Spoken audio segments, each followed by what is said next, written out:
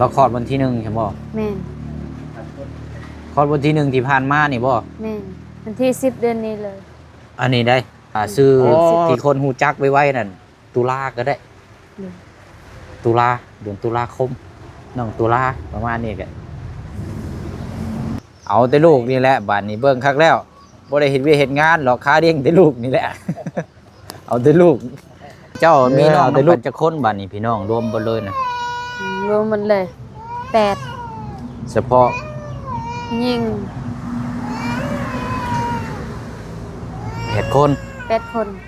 อ๋อ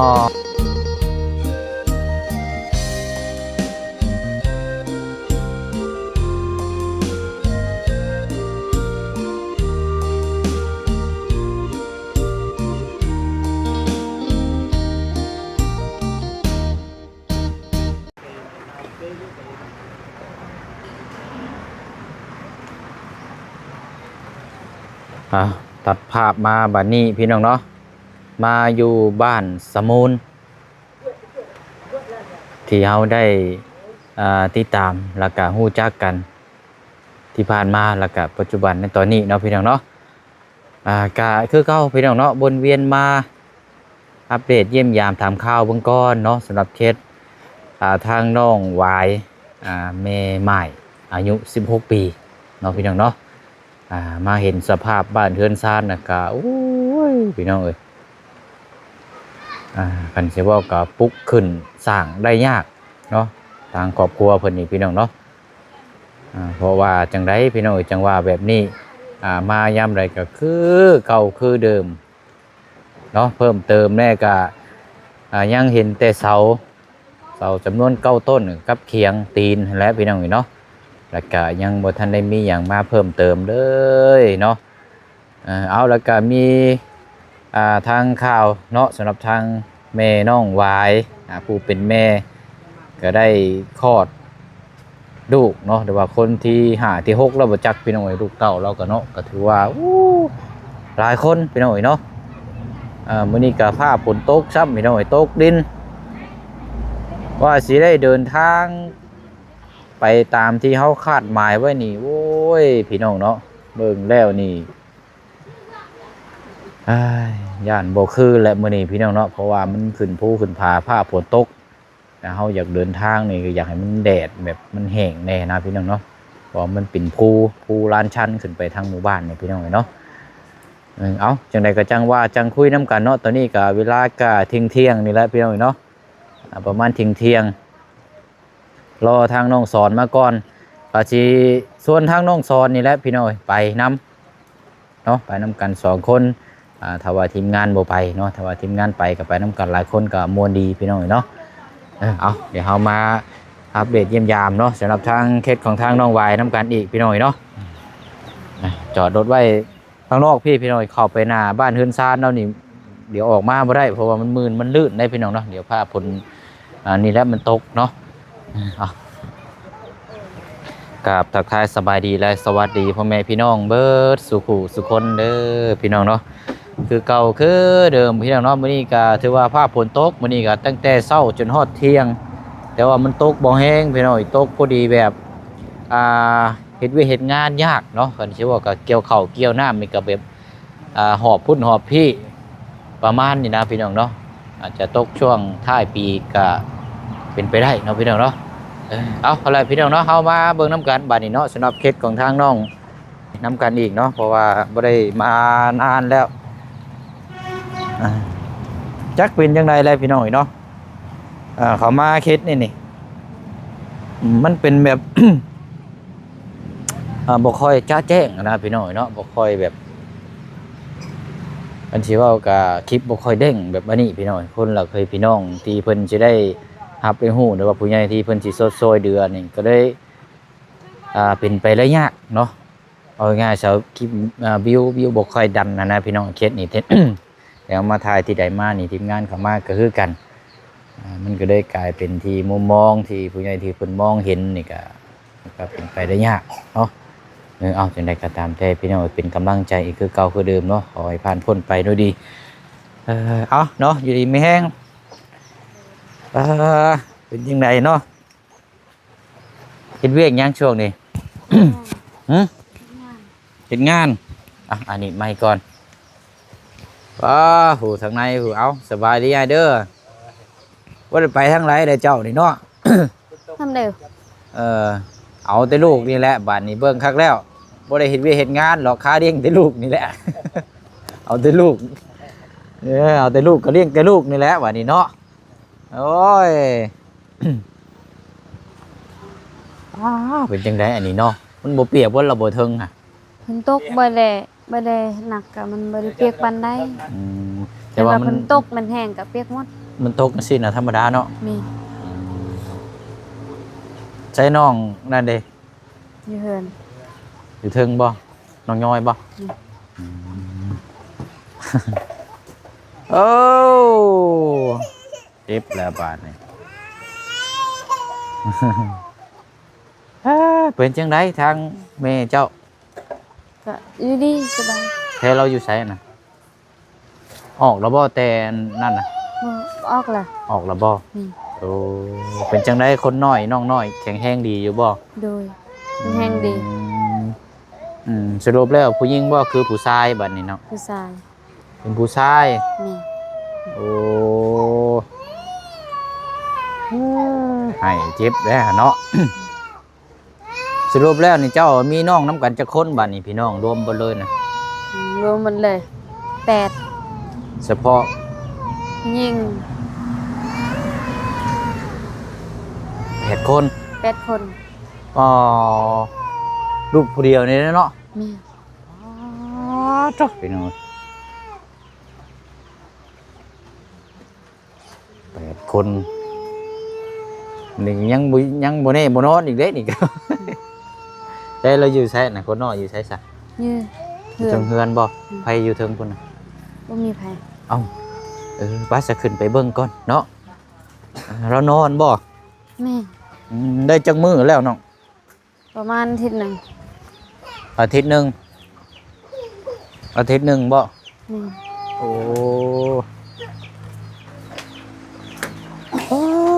เนาะโหดแล้วนี่ก็เนาะ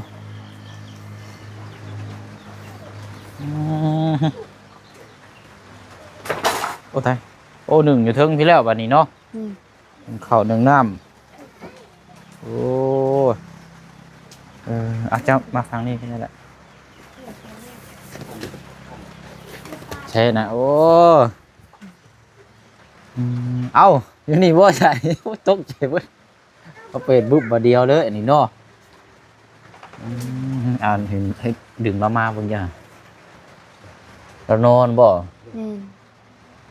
ผู้ชายก็ยังว่าผู้ชายเนาะขนาดตอนน้อยๆนี่เขาเบิ่งก็ยังเน้นเลยแบบนี้หน้าคือผู้ชายเลยนี่นะโอ้จักโลก็หูอยู่บ่เนาะ บ่ฮู้คลอดอยู่เฮือน คลอดอยู่เฮือนนั่นนี่บ่ แม่น คลอดเวลาใดนะ ประมาณ6 โมงตอนเช้า 6 โมงตอนเช้า โดย อืมประมาณเท่าไรก็อาทิตย์หนึงบ่จะว่า อาทิตย์หนึงเลย อืม แต่วันที่เก้ามือมันนี่วันนี้วันที่10 วันที่10 แม่นมันเดือน10วันที่1 เราคลอดวันที่1ใช่บ่ แม่น คลอดวันที่1ที่ผ่านมานี่บ่ แม่นวันที่10เดือนนี้เลย อันนี้ได้ แม่น อ๋อ เดือนเราเกิดวันที่1บ่นี่น่ะ 10แม่น โอ้นำดูหนึ่งเลยนี่เนาะตั้งชื่อเราในไรบัดนี่ โอ้โหยังไม่ได้ตังค์ โอ้มีชื่อแล้วบ่ ยังบ่ได้มี ยังบ่ทันได้มีบ่ แม่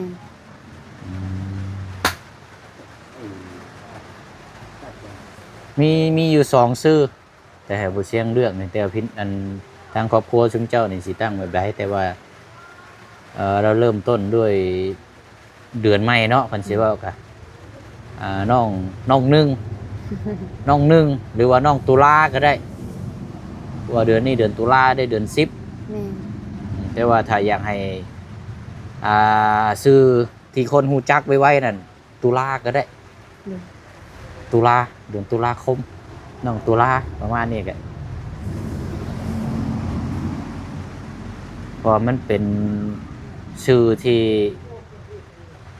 ปีต่อปีปีต่อปีเดือนต่อเดือนเด้อืมน้องตุลาโอ้คืออยู่ได้โน่จะว่านี่ได้ใช่คืออยู่บ่ คือ คันว่าเจ้าตั้งให้ซื้อให้น้องเจ้าสิตั้งซื้อหยังไง เคยบ่ฮู้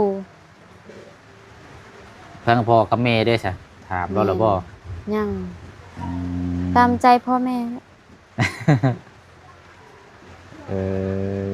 เริ่มต้นด้วยวันที่1เนาะเดือน6เนาะ เด้อ เอ้ยบ่แม่นเดือน 6 10 โมงเนาะเดือน10ก่อน6 โมง สิบ ถือว่าเราเริ่มต้นเดือนไม่ดีอยู่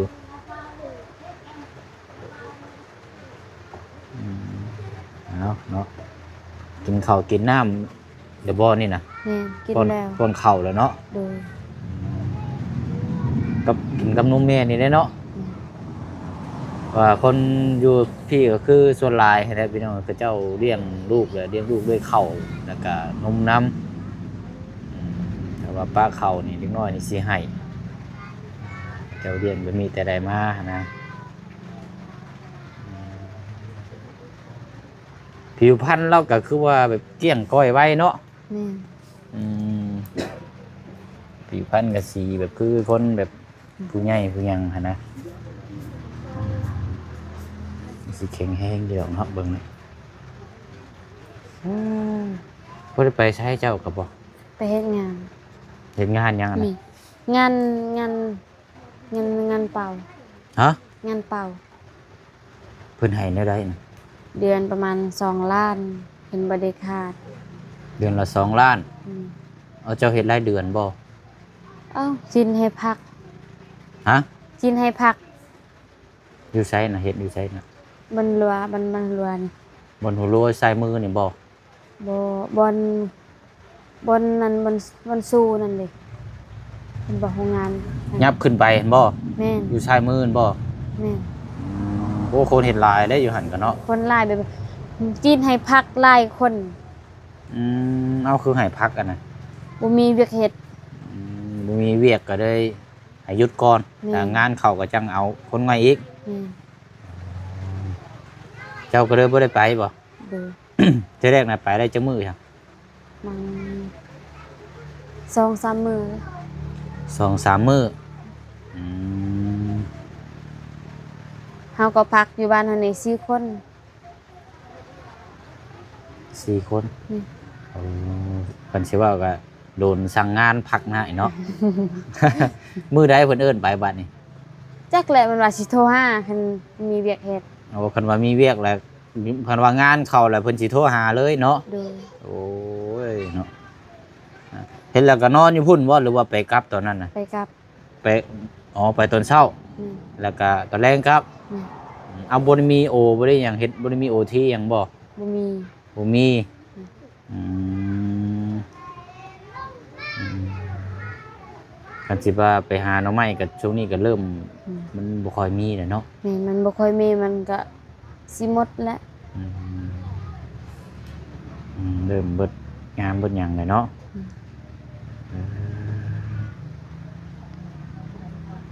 อืมทางอันนั้นได้แซ่บเพิ่นมาดินมาหยังนํอยู่บ่ทางน้องแช ลาไปอยู่ มาอยู่บ่ นี่แล้วไปหาแต่กับบาบุญไปเห็นเด้ไปนำบาบุญ อืมตั้งแต่อันแม่เจ้าคลอดนี่ก็มาเบิ่งอยู่เนาะมาดินอยู่เนาะโอ้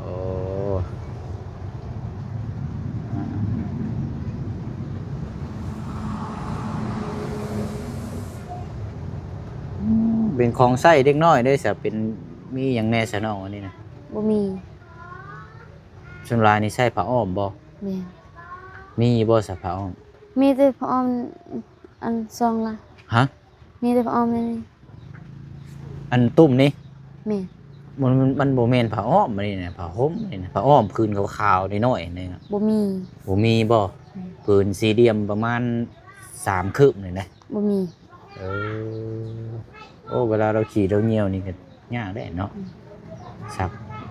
มีผ้าอ้อมนี่ว่าพื้นมันน้อยแล้วเฮาซักแล้วเฮาไปตากมันเฮ็ดลายๆนะมันจัง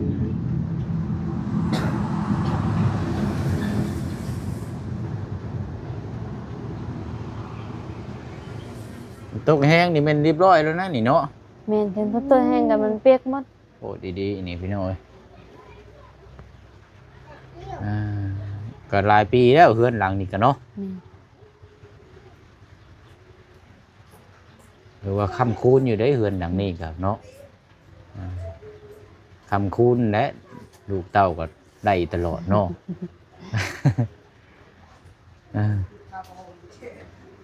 ตอนนี้ได้สาวเจ้าด้วยใช่มีผู้บ่าวแล้วบ่ โสด ยังโสดอยู่เนาะ อืม โอ้ตั้งแต่อันพูดมาแล้วก็บ่ได้มีไผมาจีบมาคุยหยังเลยบ่ บ่มีพี่สิมักแม่หาง ฮะโอ้ ไผสิมามักแม่หาง ไม่ห้างบ่ซะ โอ้แม่หมายไผสิมัก ไม่นะว่าเนาะ นี่ อืม16 ปีแล้วเจ้าเนาะ แม่น16ปี 16กันเชื่อก็ยังเข้า17เนาะ อืม อืมเนาะอายุก็ยังอีก อันนี้ดอกแค่16 17เนาะซาวไปพูนยังอีกโอ้ยยังอีกหลาย30 40ก็ยังอันนี้อยู่เจ้าก็ยังมีครอบครัวอยู่อันนี้เฮาถือว่าซำนี้ก็ถือว่าเริ่มต้นใหม่ซะเนาะช่วงนี้ก็หาเฮ็ดเวยกเฮ็ดงานก่อนก็ได้ โดย แต่จังมีครอบมีครัวก็ได้เนาะถือว่าเป็นไปได้นี่ยังอันนี้อีกบ่น้องนะถ้าว่าครบนี่ก็สิเอาไว้นี่บ่ บ่ฮอดปีก่อน ยังอยากได้อีกบ่ตอนนี้นะ บ่ยาก ยังบ่ปานใดเนาะ แม่น ถามไปได้แล้วบ่เช็คก็จะกี่ถาม เห็นนี่ได้เนาะโอ้ย ตั้งแต่ข่อยเมื่อบ่เคยฟันลาวจักเทื่อเลย ผัวจากไปหั่นบ่ แม่น บ่ได้ฝันบ่ได้เห็นหยังบ่ บ่เคยฟันจักเทื่อ เอ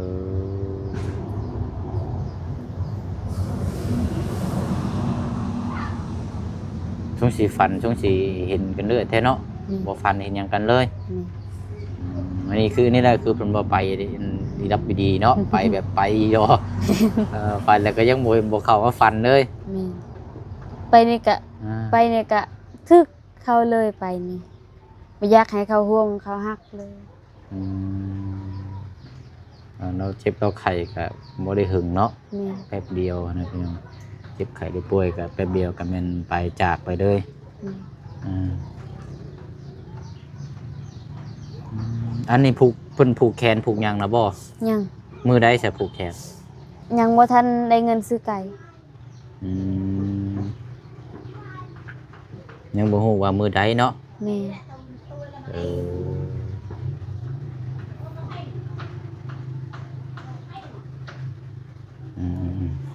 เอาเนาะเดี๋ยวรอเบิ่งตั้งชื่อเนาะว่าสิจังใดเนาะ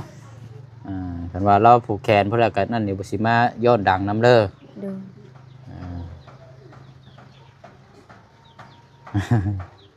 ไปสานเดี๋ยวให้เรานอนอยู่นี่เดี๋ยวไปเอาอันนี้ก่อนของฝากของต้อนก่อนเนาะ ดู พุ่นละอยู่ในรถบ่เสียงพุ่นละไปเดี๋ยวยังดูก็ได้เดี๋ยวเรานอนนี่แหละโอ้โหเดี๋ยวนี่เนาะ เอาไป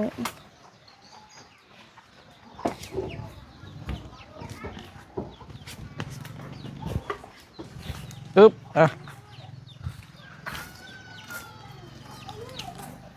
เอาเบิ่งทางล่างพี่ก็เฝ้าอีกเนาะโอ้ยเนาะโหดีๆอันนี้เนาะคืออันที่ว่าเอานี่อยากเอานี่คืออยากได้ลูกชายเนาะลูกชายนี่ก็ย่าแล้วบัดนี้เนาะเอาเสร็จเนาะเดี๋ยวเรามาเยี่ยมยามไหมไปก่อน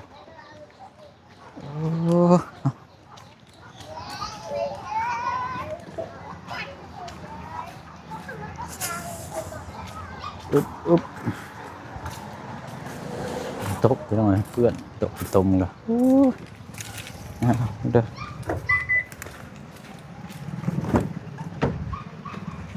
เดี๋ยวเอานี่แหละพี่น้องพอได้อยู่ได้กินถุงยังชีพปั๊บยาไปหกขึ้นก็ได้โอเคนี่ก็ได้เป็นถุงยังชีพมันมีเกลือปลาแหลกแป้งนัวแล้วน้ำตาลมาม่าปลากระป๋อง หลายอย่างอยู่เนาะเอาล่ะอ่ะ โดยเข้าใจ โดยเอาอันนี้อันน่ะของทางผู้ใหญ่ใจบุญเด้อครอบครัวสีเชียงใหม่ โดย เนาะเอาละเดี๋ยวจังไดครับบ่เชียงสิมาเยี่ยมยามถามข้าวใหม่เนาะเอามีแต่ว่าอันผักกระมุกขอบใจทางอันเอื้อยเพิ่นนี่เนาะ เอ้ยหยัง ครอบครัวสีเชียงใหม่นั่นล่ะ โดยขอบใจทั้งเอื้อยครอบครัวแสงใหม่เด้อที่มอบให้เกลือให้น้องเด้อขอให้เอื้อยอยู่ดีมีแรงขอให้ร่ำให้รวยความเจ็บบ่ให้ได้ความใครบ่ให้มีพัฒนาสิ่งใดขอให้ได้สิ่งนั้นเด้อ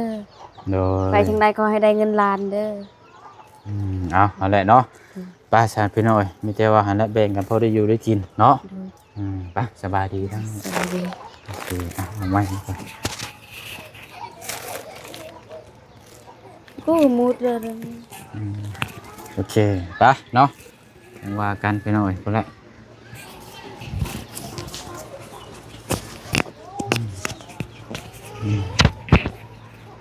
ผ้าผลกระตกบ่ได้หยุดได้เศร้าพี่น้อยเนาะแต่ว่าเฮาก็สิเบิ่งก่อนเนาะว่าสิจังใดพี่น้อย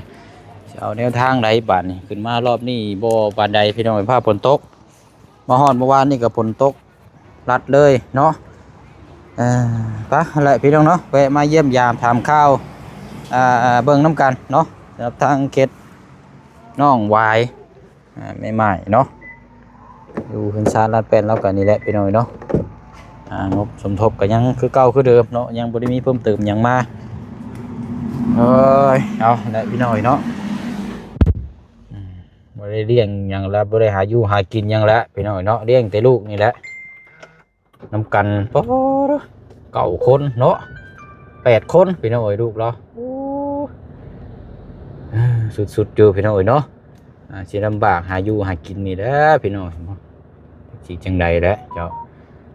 เอาจังใดก็สู้ๆเนาะไปเนาะพอน้องเปียวก็สิได้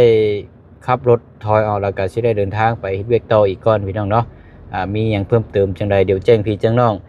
ในคลิปหน้าอีกต่อไปเนาะมื้อนี้หรือว่าคลิปนี้ลาพี่และน้องไปก่อนบ๊ายบายเด้อพี่น้องเด้อเนาะสบายดี